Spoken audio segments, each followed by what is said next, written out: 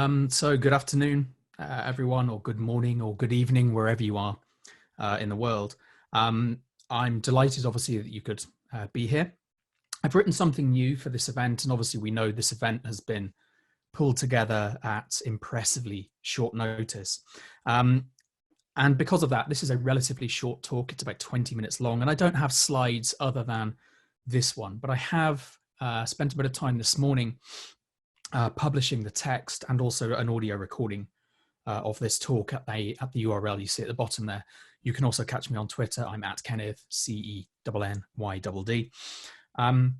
At the end of the session, I actually don't plan on taking questions. I just have a sort of personal dread about the Q&A format, but I would love to engage with you on Twitter if you have any questions, or LinkedIn or email. I am extraordinarily easy to find with a name spelled the way it is. So I hope to talk to you after the session in some way. So it took just a fortnight for the phrase, "these uncertain times," to pass into cliche. Sharp discontinuities like this pandemic, which of course we shouldn't call a black swan because it was both predictable and predicted, they have a habit of injecting new terminology into the public consciousness. This time around, it was the turn of social distancing, herd immunity, furloughed workers, and flattened curves. We shake our heads at the same press reports. We archive those same panicked retailer emails. We stare in disbelief at the same steepening graphs. It's an unfortunate golden age for information design. If 2019 was the year of the algorithm, 2020 is surely the year of the logarithm. But who'd have thought it? The shock of the new is that the new turned out to be absence.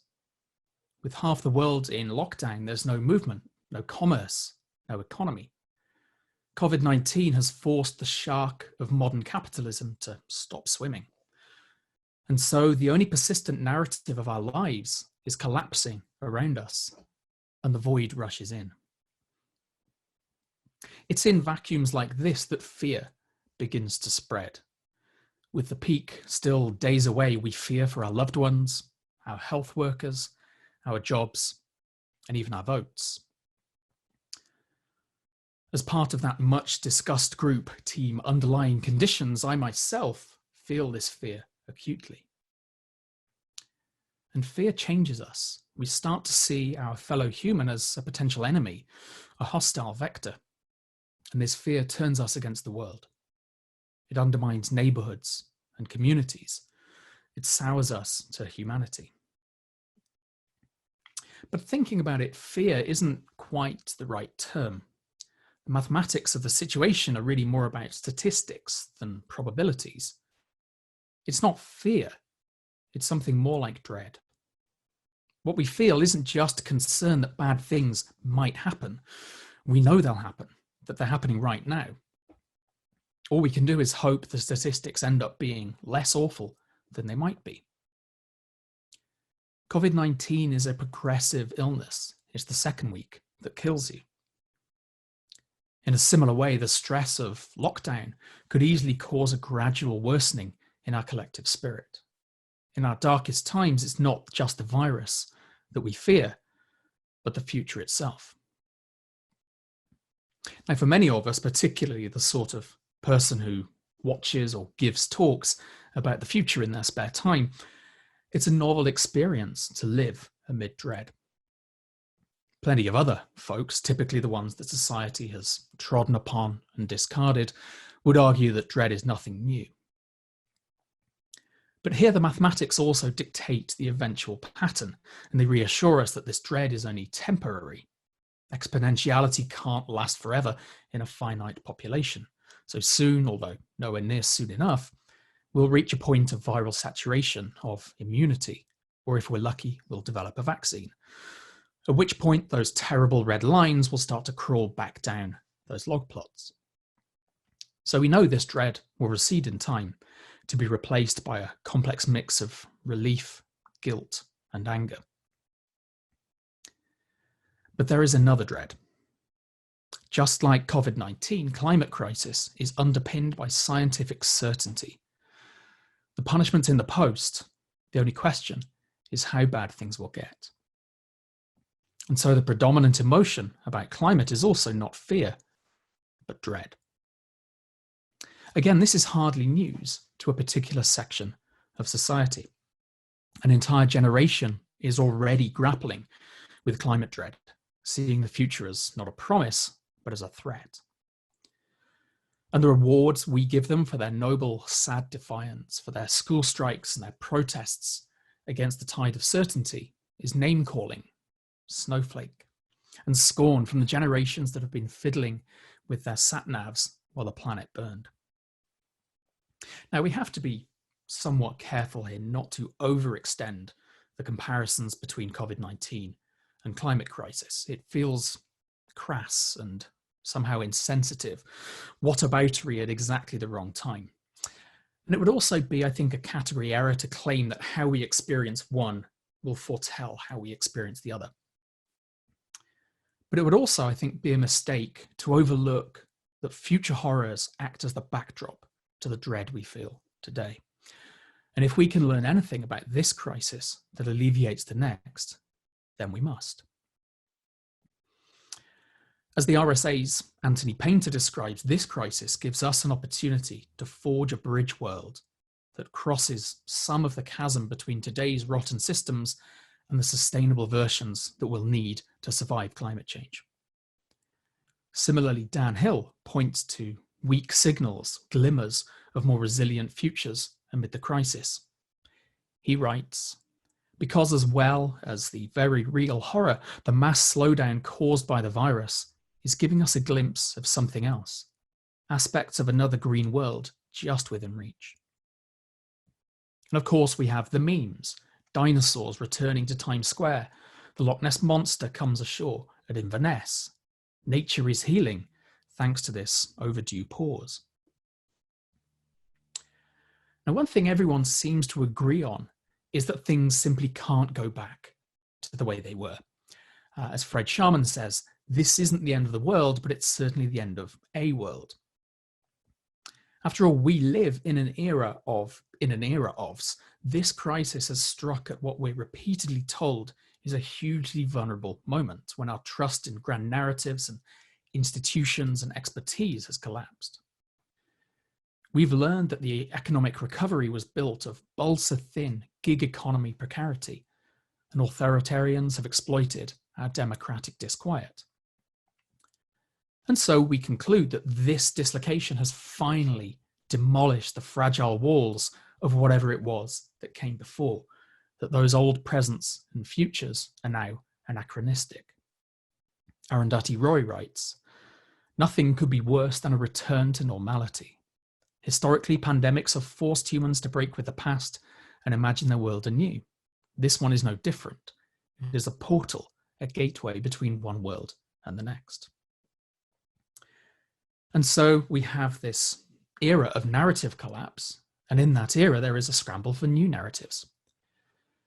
Somewhat predictably, there are various interest groups who are already jostling for position in that space. They're trying to project their own blueprints onto the ruins. Far-right accelerationists, for example, see the virus as a perfect catalyst for collapse, intensified by prepper paranoia and racist conspiracy, and allowing a world of white supremacy to emerge from the rubble.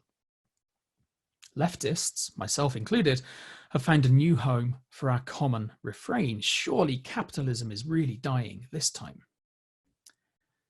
Paul Mason, writing for Al Jazeera, compares COVID-19 to the Black Death, which granted is a comparison that not everyone welcomes. But he claims that the panic measures that governments and banks have resorted to are one-way valves, that in other words, a new economic world is already upon us, that economic pipe dreams have become immediate and urgent reality. With interest rates having never recovered in the first place from 07-08, the only lever left to pull was the one marked cash, in the form of massive quantitative easing and the closest thing to universal basic income conservative governments could conceivably ever offer. And Mason claims that along the way of this transition, the giants across numerous sectors will have to be nationalized. Airlines, retailers, railways, insurers, all of course humiliating concessions for die-hard believers in the power of the free market. Now, it is clear that the role of the nation state is being transformed in front of us, although we have to remember that in certain countries, the United States, India, Brazil, for example, it's really only regional government that's holding society together in the face of federal denial and incompetence. And it is likely that the Overton window has already lurched left, as voters realise that capitalism is now so fragile that it has to be bailed out by socialism every decade or two. But I'm not truly convinced by the urge to stamp set-piece futures onto this blank canvas, nor for that matter is Richard Sandford. He writes, "Are these futures right for the post-pandemic world? They were made before the current situation, after all, using the ideas and categories and levers that were in place before the virus spread. I think it's worth asking whether the building blocks of these ready-to-hand futures are going to be unchanged. There are some big changes underway that might mean we don't value futures the way we do now, or at least that we might value different futures." An even larger concern to me is how eagerly we believe the status quo is just going to quit without a fight. Recall that only 5 years passed between the starry-eyed post-capitalism of Occupy and the jolts of Brexit and Trump. Old habits have a nasty tendency to return to claim their ancient territories. The industrial growth age might be in the ICU right now, but it's desperate to make a full recovery, and it has all the resources that it would ever need to do that. Now, at times of dramatic flux like this, it's sometimes hard to remember the old reality, but there's a corollary to that. On the other side, it's very likely that we'll try hard to forget these crisis times. The world might very well find itself so pleased to have survived through the present dread that it willfully ignores the larger dread to come. After all, the politicians promised us a V-shaped recession, suggesting then that there will be a painless rebound to the way things were. It's easy to imagine, therefore, a developed world in particular joyfully lapsing into comforting consumption, rebooking all those cancelled vacations and finally upgrading the SUV as a reward for these months of enforced temperance. To paraphrase Herbert Marcuse, whatever you throw at capitalism, it will absorb and sell back to you. Now, this pandemic has shuffled the deck of probables and plausibles and possibles. Foresight professionals know that this crisis in particular is urging us to reimagine healthcare, supply chains, urban space. Many of us would probably agree that, for example, the airline industry, which is currently elbowing its way into that bailout queue, will rightly find that its power is diminished in the coming decades. Some of us might contend that the ideology of eternal growth deserves some overdue competition from steady state or degrowth perspectives. But I think it would be a huge mistake to think these preferable futures, however appealing, justifiable, or essential they might be, to believe that they'll actually come to pass. The moral course is never a given, and doesn't always translate into will. Change happens where power meets appetite. But dread comes from a lack of power, a lack of agency. The future is only something to fear if we can't influence it. But a lack of agency is surely a hallmark of recent years. Networked technology worshipping the twin gods of simplicity and magic has indeed done many simply magical things, but simultaneously it's eroded people's understanding of their possessions and eroded their privacy alike. The tech giants who we once saw as useful innovators, they've now become vast repositories of power and wealth. Our economies have become riddled with complex tumors of creating accounting and financial obfuscation. Inequality grows, power centralizes, information overloads, and people feel control of their destinies slipping away. Is it really any surprise then that some turn to conspiracy for comfort? 5G masts set ablaze, pizza restaurants subjected to death threats, anti-vax paranoia, all of these stem from a need to explain a world beyond our control. Populism is, of course, the political wing of conspiracy, a promise that there's been a solution to the world's problems all along, but the elites have kept it from you this whole time. Conspiracy is in league with dread. It excuses people from contributing to the future. Why should we bother when invisible hands are pulling the strings ahead above us? So conspiracy is a withdrawal from the future. It's an abandonment of any prospect of agency.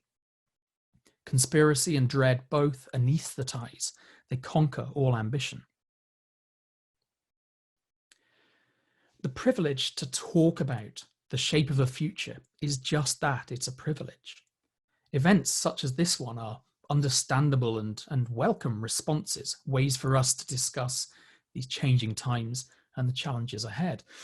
But we have to recognize that folks like us, whether we work in futures, foresight, technology, or design, we wield disproportionate influence over the future. So surely then, an emerging responsibility of our collective fields is to ensure this power is better distributed in years to come. We have to re-engage the public in discussions about their futures. We have to restore some of the agency that these people have lost in recent years. We have to help forge a future beyond dread. And if the world should never return to normal, it follows that there should be no new normal for our fields either. For too long, we've been serving the wrong goals, helping large multinationals and tech giants accrue more of this power and wealth at the expense of other actors, contributing to the atomization of society by designing products and services for individual fulfillment ahead of the well-being of our communities. Our rethought world will need to prioritize people and societies, ecologies and environments ahead of profit and productivity. And I think if you use this crisis to thought prophesize about the new era ahead, don't you dare return to your cozy consulting gig with Palantir or Shell straight afterward. Own your impact. Act in the interests of this better world that you espouse, and withdraw your support from the forces that brought us to the brink. So this means we also have to rethink our metrics of success as a field. Richard Sandford again. The old goal was to claim new ground and to set the agenda, working with the ways of managing attention that cultural commentary depends upon now. A combination of posts on Medium, op-eds, Twitter threads, podcasts, blog posts, articles in The Atlantic, Tortoise, Guardian, The Conversation, etc. The need to produce commentary to the rhythms established by this network favors publication over reflection. It's hard to see how this will lead to the new way of doing things that is necessary for us to avoid returning to the old normal. To me, the primary goal of the foresight community now should be to re-empower the people of the world, to use our skills to help people feel some agency in shaping their own futures. Right now, that means helping people out of helplessness. When the industrial growth era finally breathes its last, whether it's killed by this pandemic or by climate crisis, we'll need to mourn it. Those of us who believe in brighter futures to come should walk alongside others through this grieving process, helping them cross the familiar waters of denial, anger, bargaining, and depression. Only once the world learns to accept and understand the loss of this era can we work together to forge brighter eras ahead. The counter to dread, we're told, is hope. Hope is another of those modern-day cliches, with climate literature particularly following a rigid template. First the doom, then the hope, carefully dosed and tempered by a demand for enormous urgency. Even then, we must be mindful and cautious that the hope we swear by might be unconvincing or invisible to other people. Philip Murray Wintzer's piece, "I'd rather be called a climate pessimist than cling to toxic hope," makes the case for a community decimated by the modern age. He writes, "As Aboriginal people, we've been fighting the capitalist colonial system that created this crisis for over 200 years. Forgive me if I find your brand of hope a little hard to swallow. We know we're in an abusive relationship with the institutions of power and capital that occupy our lands. But does the climate movement? Much of what the movement focuses its energy and resources on feels a lot like asking an abuser to change their ways." To me, then, the message is clear. We won't succeed by simply evangelizing our own paternalistic, privileged messages of hope upon others. We won't convince others that we can conquer the climate crisis by simply pointing to our previous models of utopias yet unrealized. The only sustainable way to defeat dread is to give people the skills and powers to forge their own preferable futures. Hope comes from communities, not from experts. It arises with empowerment and inclusivity, not the promises of politicians. And if we are at last able to banish the vestiges of the doomed status quo, as indeed we should, then we have a huge task ahead of us. Everything is now up for grabs. Our world is going to need root and branch reform, redesign, and reclamation. If we are to prevent old inequities returning, and if we are to keep future generations out of the captivity of conspiracy and hopelessness, we need to force power and money to flow in new sustainable directions through new sustainable systems. We have centuries of effort ahead of us. After grief, after dread, comes the most important work of our lives. Thank you, everyone, for your time. As I say, I think I'll decline to take questions in this format, but please do get in touch with me on Twitter @Cennyd or email me kenneth@cennyd.com, and I'd love to connect with you all there. And I hope you enjoy the rest of the program. Thanks a lot.